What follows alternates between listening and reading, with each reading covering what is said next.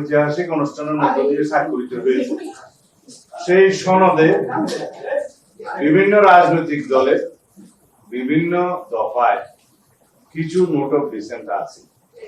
সেই note of dissent গুলোর ক্ষেত্রে বলাও আছে সনদে যে দলগুলো যদি নির্বাচনী ইশতেহারে উল্লেখ করে জনগণের ম্যান্ডেট পায়, নোট অফ ডিসেন্ট গুলো তারা সেইভাবে বাস্তবায়ন করতে পারবে। এখানে আমরা 100% একমত, এখনো আমরা সেই জায়গায় আছি এবং আমরা স্বাক্ষরিত সনদের বাইরে নাই। কিন্তু যেভাবে জাতীয় ঐকমত্য কমিশন সরকারের কাছে সনদ বাস্তবায়নের উপায় সংক্রান্ত যে সুপারিশ প্রদান করেছে, তার মধ্যে নোট অফ ডিসেন্টের অংশগুলো উল্লেখিত নাই, একদম নেই। শুধু প্রস্তাবগুলোর ব্যাপারে 48টা দফা দিয়ে তারা একটা তফসিল করেছে। সেই তফসিলের প্রস্তাবগুলো সম্পর্কে গণভোটের প্রস্তাব করেছে। গণভোটের বিষয়ে আমরা একটা জাতীয় ঐকমত্যের স্বার্থে একই দিনে জাতীয় সংসদ নির্বাচনের দিনে একই দিনে গণভোটের মাধ্যমে জনগণের সম্মতি নেওয়ার জন্য জুলাই জাতীয় সনদের উপরে আমরা রাজি হয়েছিলাম। সেই জায়গায় আমরা আছি।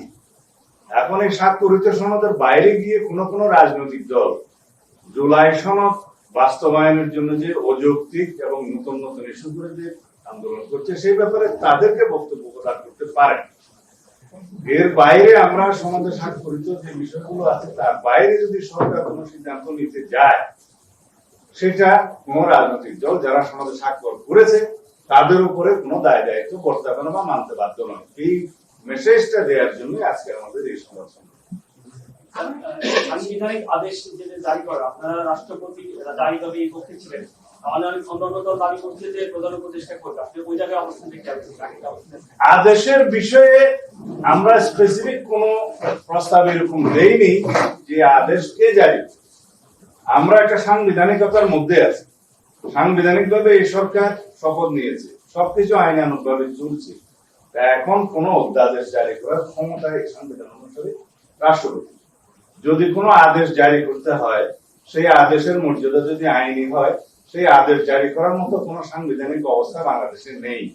কারণ প্রেসিডেন্ট অর্ডারটা জারি করার একটা বিধান এক সময় ছিল, যতদিন পর্যন্ত বাংলাদেশের সংবিধান গৃহীত হয়নি। আপনারা সবাই জানেন, সেরকম পিইউ অর্থাৎ প্রেসিডেন্ট অর্ডার নিয়েই তখন রাষ্ট্র চলত। সংবিধান গৃহীত হয়ে যাওয়ার পরে রাষ্ট্রপতির আদেশ জারির আর কোনো বিধান রইল না, সেটা বিলুপ্ত হলো। এখন কি রকম আদেশ দিবে, সেই আদেশের মর্যাদা কি আইনি মর্যাদা হবে, সেটা এখনো সরকার নির্ধারণ করেনি। একমাত্র অধ্যাদেশ প্রণয়ন করা ছাড়া রাষ্ট্রপতির অন্য কোনো ভাবে আইন প্রণয়ন করার ক্ষমতা এখন নেই। Between two sessions of parliament রাষ্ট্রপতি অধ্যাদেশ জারি করতে পারে।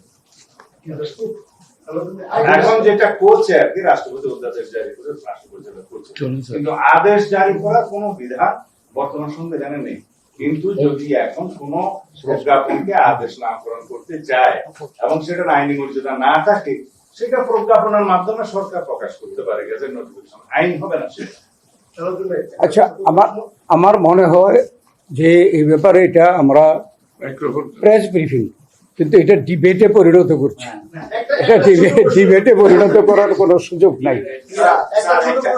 এই গণভোট ইস্যুতে রাজনৈতিক দলগুলোর আলোচনার সুযোগ আছে কিনা, সেটা সরকার যদি আলোচনার জন্য আহ্বান জানায়, সেই ক্ষেত্রে আলোচনার সুযোগ থাকতে পারে।